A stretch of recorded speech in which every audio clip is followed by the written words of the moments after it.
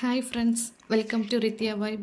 இன்றைக்கி நம்ம ரொம்ப ஹெல்த்தியான ரெசிபி தாங்க பண்ண போகிறோம். சுவரொட்டி வறுவல்.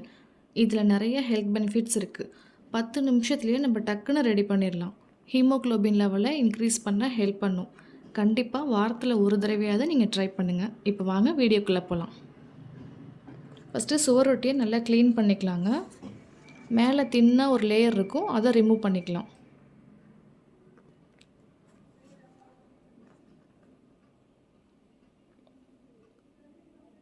நல்லா ரிமூவ் பண்ணதுக்கப்புறம் வாஷ் பண்ணி சின்ன சின்ன பீசஸாக கட் பண்ணி வச்சுக்கலாம்.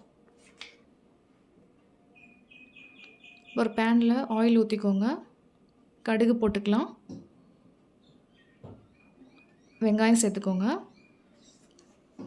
வெங்காயம் ஓரளவுக்கு வதங்கினதுக்கப்புறம் இஞ்சி பூண்டு பேஸ்ட்டு 1/2 ஸ்பூன் சேர்த்துக்கோங்க. இஞ்சி பூண்டு பேஸ்ட்டோட பச்சை வாசனை போகிற வரைக்கும் வதக்கிக்கோங்க. ஒரு சின்ன சைஸ் தக்காளி ஒன்று சேர்த்துக்கலாம். உப்பு போட்டு வதக்கிக்கோங்க, அப்போ தான் சீக்கிரமாக வதங்கும். நான் இன்றைக்கி எடுத்துருக்க சுவரொட்டியோட குவான்டிட்டி கம்மி தாங்க, அதனால் நான் சேர்த்துருக்க இன்க்ரீடியன்ஸும் நான் கம்மியாக தான் சேர்த்துருக்கேன். வெங்காயம் தக்காளி நல்லா வதங்கினதுக்கப்புறம் நம்ம கட் பண்ணி வச்சுருக்க சுவரொட்டியை சேர்த்துக்கலாம். நல்லா கிளறி விட்டுக்கோங்க.